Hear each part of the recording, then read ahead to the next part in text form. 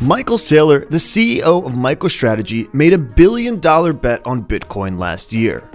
MicroStrategy has now acquired over 70,000 Bitcoins, making it one of the largest public holders of Bitcoin in the world. It's a gift. Once in 1,000 years, do you actually see the invention of a fundamentally new thing? This is our once in 1,000 year opportunity. You get to buy into it early. In August 2020, MicroStrategy confirmed it had made Bitcoin its primary treasury reserve asset. Then in September, the firm doubled down by purchasing an additional $175 million of BTC. Saylo touted his commitment to Bitcoin on Twitter by advising Elon Musk to convert Tesla's balance sheet into Bitcoin. A month later, Tesla did just that.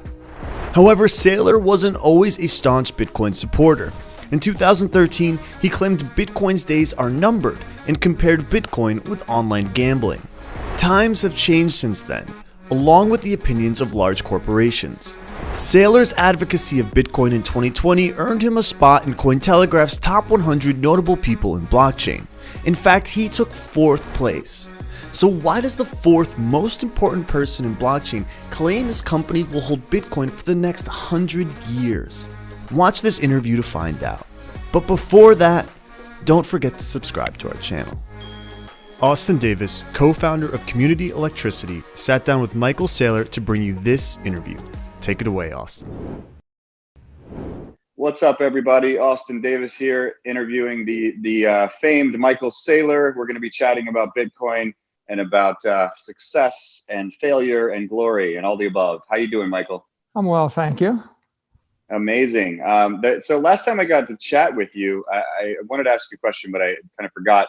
What is that boat behind you? Is this the Queen Anne's Revenge we're looking at here? What boat is that? You know, it's a 19th century antique model, handmade, of a 17th century galleon. So it's an old galleon, and it was made very intricately and about 150 years ago by hand, and it's kind of a work of art. And so I keep it around. It's one of my mascots. It's very motivational. Since you mentioned, history, and that thing seems to has a lot of history to it. You're a history buff, right? You've have a background in the history of science, I believe. Is that right? Yeah, I got a degree in the history of science at MIT. So what draws you to history? Because that must have started at an early age, right? I always loved history, from the point I was in secondary school, and I just think it's fascinating to read about the exploits of humanity. What happened? Why did it happen? How did it all turn out? Hopefully, there's some good lessons in there that we can draw upon for the modern era. Absolutely, yeah. And you also studied engineering, right? Yeah, spaceship design. I studied, astronautical engineering.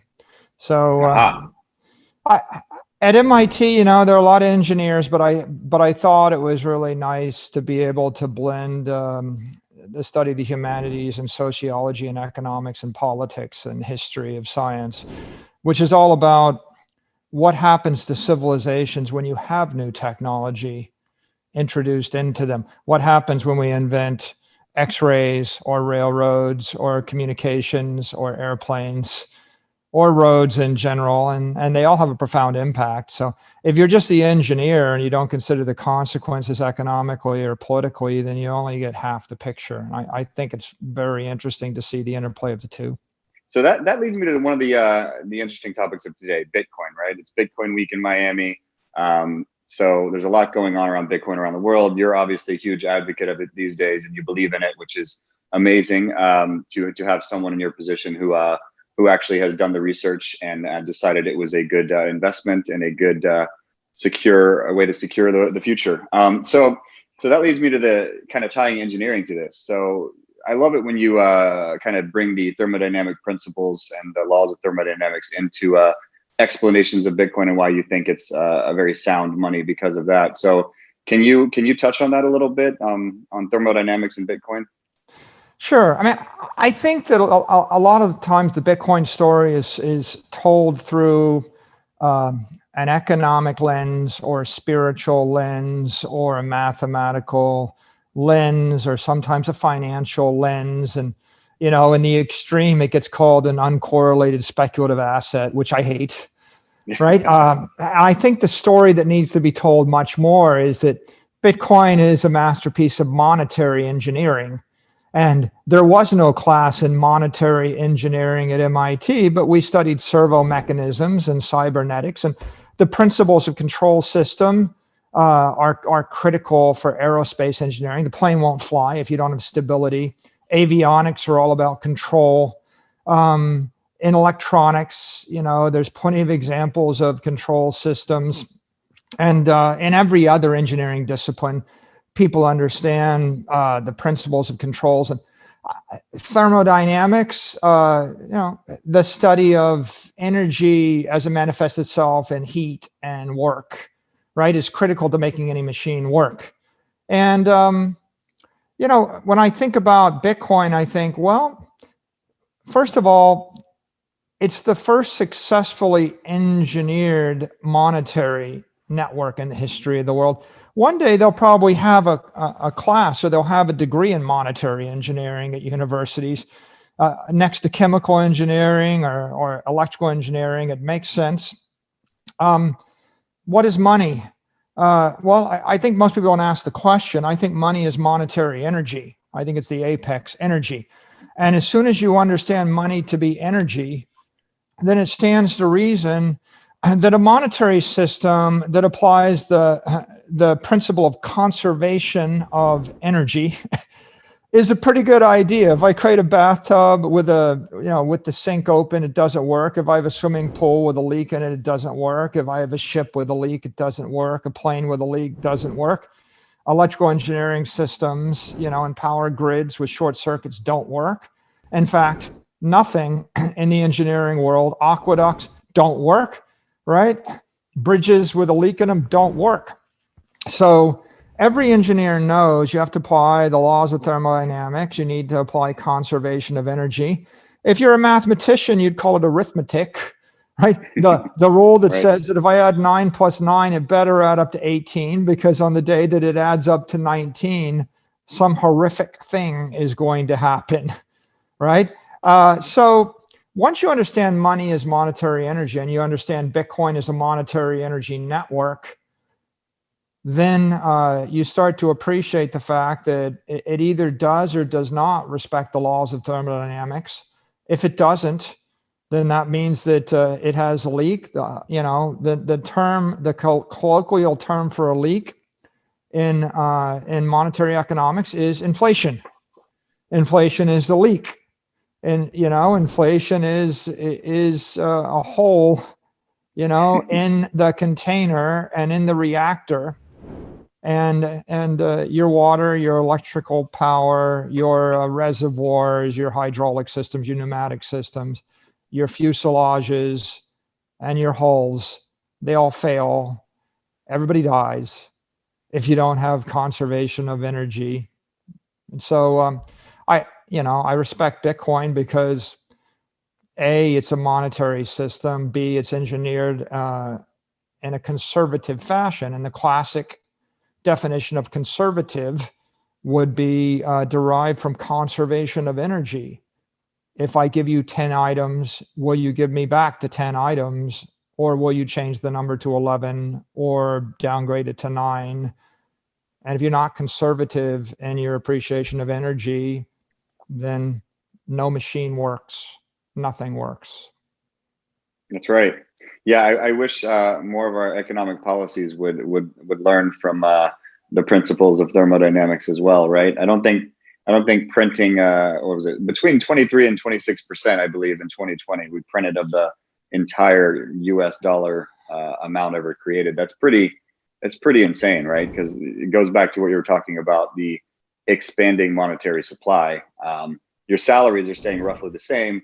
The monetary supply is expanding. Your purchasing power of your dollar is shrinking. Most people don't even think about that. They just spend their dollars. And, you know, maybe if you're not holding the dollars, it doesn't matter as much, but that's the problem. They try to, I guess the powers that be want to hold everybody in that position to some degree so that they can keep printing. So that kind of takes me to to scarcity a bit, because based on those principles, there's only 21 million Bitcoins that will ever be created. Now, I had some folks yesterday asking questions about the scarcity of that. What happens as we approach that? In your mind, what happens as we approach 2141 when the last Bitcoins are being mined? What does the world look like, regarding Bitcoin and the use of it at that point? Well, I think scarcity just means integrity. It means mathematical purity, or it means conservation of energy. And if you have integrity in any engineered body or reactor, that just means that you're not going to be leaking pressure or leaking fluids. It's a closed system thermodynamically, or an adiabatic system. And of course, what you learn in engineering is you can't solve for a non-adiabatic system. There's no solution because it's uncertain as to how much fluid or how much mass will enter or leave the system. That makes it impossible. So scarcity really, to my mind, just means we've decided to create a conservative adiabatic system such that we can solve an economic problem. Once we've done that, what do I think will happen? I think that the system, the Bitcoin monetary network will gracefully evolve into a monetary network that's funded by transaction fees. And the transaction fees will finance the miners to provide transaction processing power and security. And it'll be all market driven. And as the network gets more broadly distributed, the demand for scarce bandwidth on the network will increase, and the transaction fees will increase, and the transaction size and monetary value will increase. We'll end up moving large blocks of money, $1 million, 10 million, 100 million, whatever the fiat currency is. It'll be large blocks with high transaction fees, and then all the small blocks will move off chain in essence Bitcoin banks like PayPal or Square or Binance or Coinbase, which are in essence Bitcoin banks that are moving hundreds of millions of small transactions off chain, or maybe in Lightning, if you will. And and it'll be great. It'll be fine. So do you think that let's say invoices will be thought of in Bitcoin in the future instead of, right now it's, I guess, globally accepted that the US dollar is a good comparative currency when you're invoicing? Do you think that we'll start to switch because it's so universal, if you will? What I think is there's going to be let's say today there's $500 trillion worth of monetary money in the system. And it's divided between currencies like the euro and the dollar. It's divided in tangible hard assets, maybe real estate, trophy assets, art, gold, silver, Bitcoin. And then there's a portion of it that's sitting in bonds and stocks. And Bitcoin is going to grow from that $600 billion asset to become a $10 trillion asset like gold. Then it will subsume gold and it'll become a 20, 30, 40, 50, $100 trillion asset. And that'll be the core of the monetary planet, if you will. Right. Now, we're still going to have Picasso, and people will have a value for their Picasso paintings. You're still going to have your diamonds you're wearing and your gold rings, and you're going to have your beach house because you're going to want your beach house. If you're going to own stocks, you're going to own them because you love the companies, because you wanted to make an investment in the company, because you love the company. You think it's going to go up faster than the rate of monetary expansion. I think that the currencies will be mandated by the governments. As long as there's a United States government, there'll be a dollar, and the dollar will be legal tender. And people will buy things and sell things transactionally in dollars. And the reason why is because the IRS gives the dollar currency tax treatment.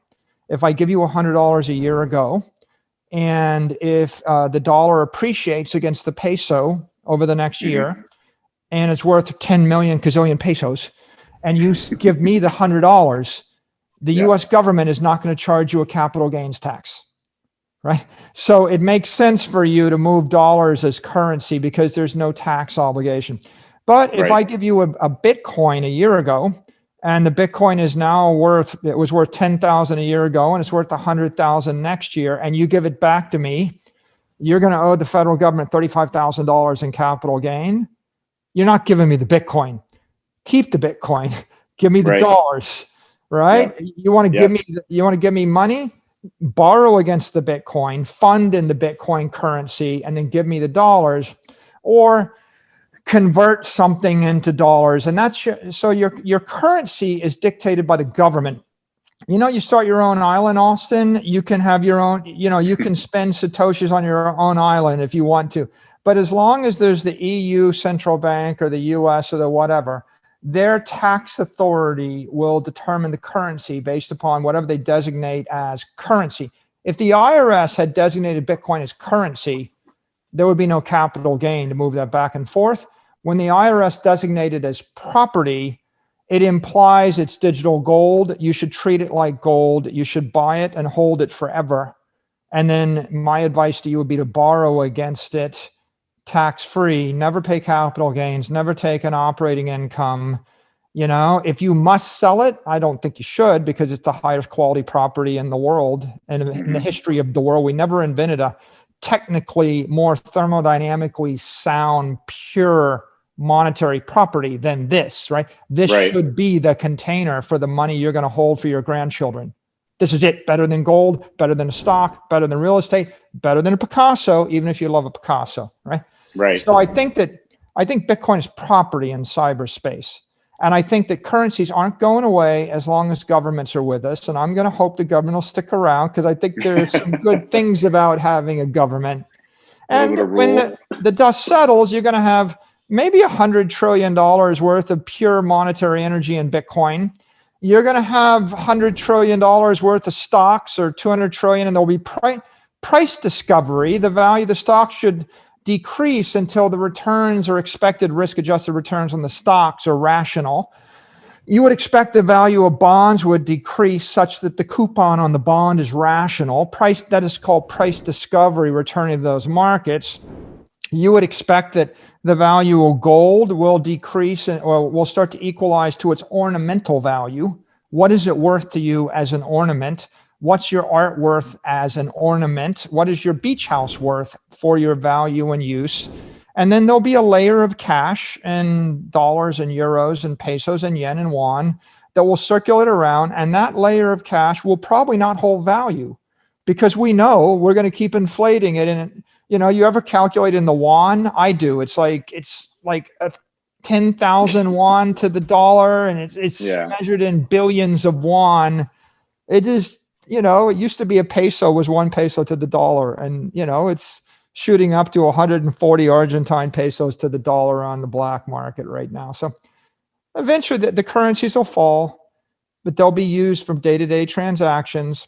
And if you're wise, your wealth preservation strategy would be put all your money into Bitcoin, don't ever sell it, and then borrow against it.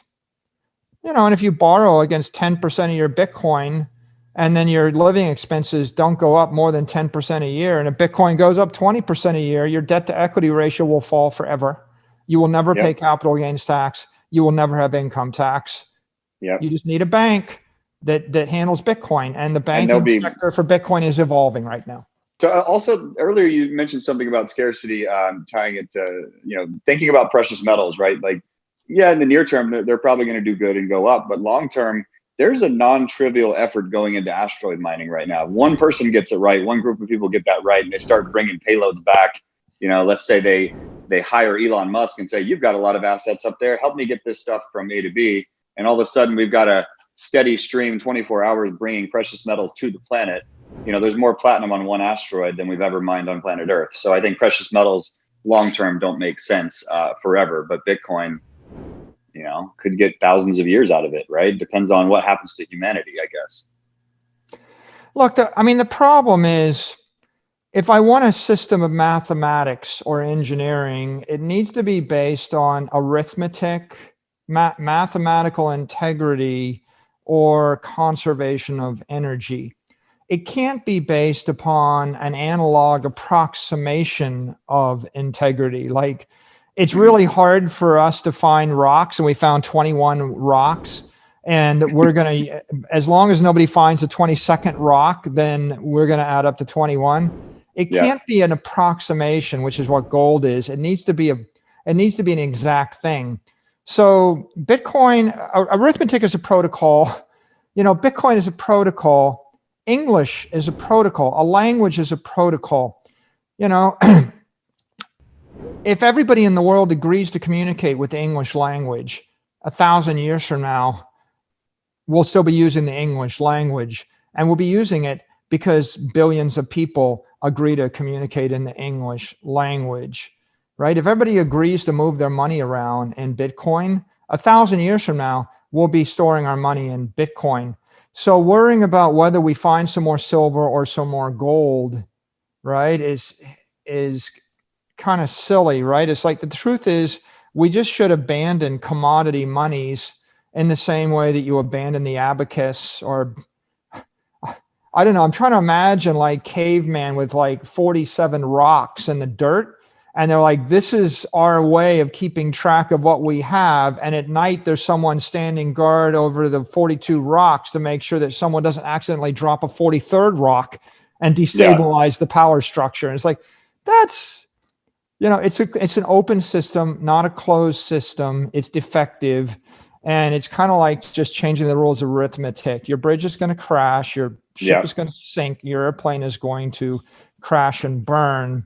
So I don't even think about asteroid mining because it's such a silly notion to think that I'm going to save my money in gold and hope that no one mines an asteroid. It's about as stupid as saying I'm going to save my money in gold beads in sub-Saharan Africa and hope that nobody with a ship shows up with more gold or with more glass beads, right? Right. It's like the glass bead money or like the seashell money. As long as no one treks over to the beach and finds more seashells, I'll be a rich man.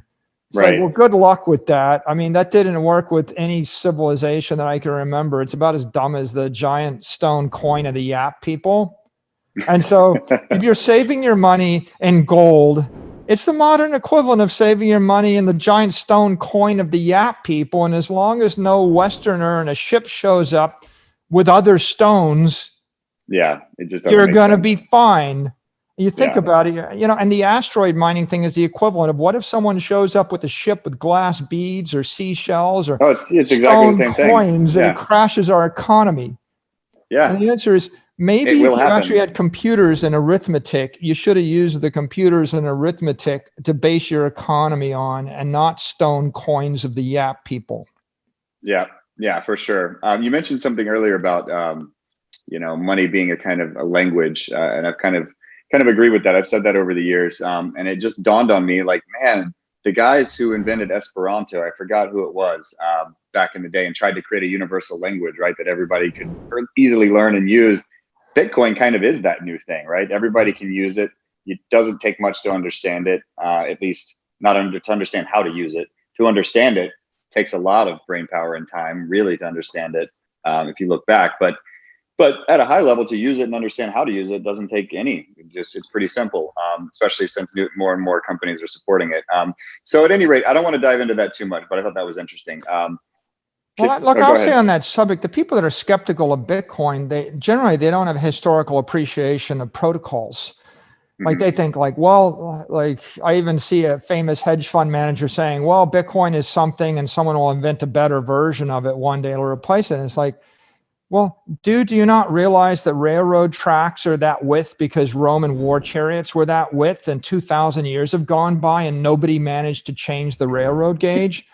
Right. Good luck with that. We still have, I mean, Latin lasted 800 years. The English language is circulating. We're using Arabic arithmetic. Trace those numbers back and try to figure out how come no one changed the system of arithmetic. You know, and why don't you look at the power plug in the wall, look at the power supply and the voltage and the prongs, and then ask yourself, how hard would it be to change that? And then why don't you go change like, you know, pounds and inches for the metric system? Because people have been talking about doing that since I was a kid in first grade. Protocols last, TCP/IP last, English language last, all of these technical protocols and weights and measures. We have things that go back thousands and thousands and thousands of years. They go back 2,000 years before Christ. And we're still stuck with certain of these protocols because once they get in to the civilization, and everybody agrees that they're going to use those protocols, it's a basic common sense idea. Even Warren Buffett articulated it, but he didn't understand it as a protocol. When he says brands have value, the reason Coca-Cola as a brand has value is because 1 billion people on the planet have in their head that the word Coke means something safe I can drink that tastes fizzy and good. And when 1 billion people have it in their head, if you were to nuke all factories, all distribution, the entire supply of Coca-Cola, everything on earth, the idea of Coca-Cola in the head of 1 billion people has value. And you have to murder the 1 billion people and start again with the civilization to replace the brand with something else. And so the Bitcoin brand and the protocol for moving money around is something which very well can go for hundreds of years, if not thousands of years. And once people realize that, they realize, no, it's not about inventing something better. There's, any number of people came up with the better railroad car that was 12 inches wider. Good luck with putting that on $100 billion worth of railroad tracks and bribing 10,000 politicians to let you rebuild the railroad so that you can run your rail car with an extra 1 foot of width. It doesn't work. Do you think there's a future of decentralized mining for Bitcoin where you're not going to make a ton of money, but you'll be supporting the network, right? The virtual power plant would be the centralized thing that is maybe earning the most money, but individuals could be running nodes as a lot already are. I think it's most likely that it's going to scale up and it'll be containerized, like people building these big shipping containers that are full of miners that have thousands of miners in a container that they can ship anywhere on Earth and just drop on a pad. And I think it'll migrate in these containers to the edge of the power network. It's going to migrate to the place where you're not going to be stealing power from Manhattan where you're competing against human beings, because human beings are going to bid more for the power. Like it's worth, for example, you would pay 10 cents a kilowatt hour. You would pay $1 a kilowatt hour. You would pay $10 a kilowatt hour if your choice was to do it yourself or do it with the mule, right? Or buy the electricity. So human beings are always going to pay more for the power. You're going to have to go to places where there is power and there are no human beings, places where the humans can't consume all the power, and where the power is either stranded, where we have to keep producing it. We can't stop producing it. And there are no human beings, or there's no other uses of the power. And then presumably, it'll be some combination of, I find renewable power, in a place that's very cold, so my cooling is free. What you really want is infinitely renewable power stranded in a place where it's freezing, and I don't have to pay to cool the thing. I drop and there are no people there, and I run a long line there, and I just mine Bitcoin. And offsetting that will be, these containers will be moving because politicians will be changing the laws and they'll be seizing them. They'll be taxing, they'll either tax them, they'll outlaw them, they'll seize them, or they'll leave you alone, and the rates will change. And so I don't think it makes a lot of sense to build fixed mining capacity, because eventually the politicians will tax you, or the power will go up. If you want to play this game, you have to have access to the equipment. You have to be able to spin up the data center quickly, but you have to find stranded power energy for which there is no better use, where you can buy it, in essence, buy it for effectively zero, right? Near zero. A penny is good. Zero is better. Yeah, of course. Right. And 2 cents is okay. But ultimately, anybody on Earth can compete in mining against you. And so you're going to be competing against nation states that will give away the power for free in order to generate the hard currency. And so, you almost got to be thinking about, will nature give me free cooling? So I got to go to the Arctic Circle. Can I find free energy with a hydroelectric power supply that was accidentally built? Can I find a political government that won't tax me out of existence? And then can I keep first generation or current generation SHA 256 hash power? I don't know. We'll see. But it's going to be a very dynamic business, very dynamic, very competitive business, and it's good for Bitcoin. But it's like if I had $100 million right now, I wouldn't invest it in mining. I'd invest it in Bitcoin.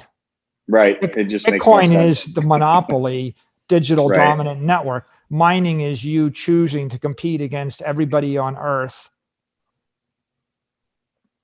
Right. But you better have a built-in edge. If you're Intel and you build chips, or if you're Amazon and you have data centers, or if you're Iceland and you already own a bunch of hydroelectric or geothermal power, that if you're Bitmain and you're using your first gen and selling all of your second gens to whatever, vice versa, you're selling the new models, but you've already used the old models and you're just rotating them, something like that. Like if you're first in line at Bitmain or one of the miners, right? So yeah, that's interesting. I just wanted to touch on that and get your perspective on Bitcoin mining. All right, so we can wrap, but before we do, any motivational words for folks that should get into to Bitcoin? I know you've been great at calling people out, top level people that should get in, but in general to the public, any motivational words of why they should pay attention to this thing called Bitcoin? Look, I think Bitcoin's a bank in cyberspace. It's, and your choices are you save your money in a traditional, conventional fiat bank, and you're going to watch your purchasing power dwindle down over the next decade to the point where it'll buy nothing. Or you can gamble in the stock market that's maybe rigged against you, and if it's not rigged against you, then you'll be buying companies that are generating cash flows in fiat currency that is collapsing in value. So even if you think you've avoided the problem of currency weakening, of storing your money in a bank, you haven't really, because if you're buying real estate, bonds, or stocks that also generate fiat currency, and that currency is collapsing in value, you've got the same problem. Now you have a fiat derivative. Or you can save your monetary energy, save your purchasing power and your wealth in Bitcoin, which is not a fiat derivative, that is not collapsing in value, that is going to appreciate against all these other currencies as they collapse in value. And you don't have to gamble on whether or not Apple will ship a good iPhone 14 or, the next generation of this product or that product or this service, or what that government will do to this company and what that CEO will do. All very complicated, anxiety inducing. Bitcoin is a simple thing, right? You're buying into a thermodynamically sound engineered monetary network, the first workable monetary network in the history of the world, or first digital monetary network in the history of the world. It's a gift. Once in 1,000 years, do you actually see the invention of a fundamentally new thing? This is our once in 1,000-year opportunity. You get to buy into it early. What would it be like if you owned 10% of all the electricity that was ever going to be pumped? Or what if you could buy 1% of all the running water that's ever going to be pumped, right? That's what this is, right? It's 1% of all the fire that's ever going to be lit. You have a chance to buy a percentage of the future. Seems like a no-brainer to me. Thank you for being the way you are and taking the moves that you're doing, because I know that you're probably facing opposition, but you know what's right. So thanks for sticking true to yourself. Yep. Thanks for hosting me, Austin. Thanks so much, Michael. We'll talk to you next time. Bye-bye.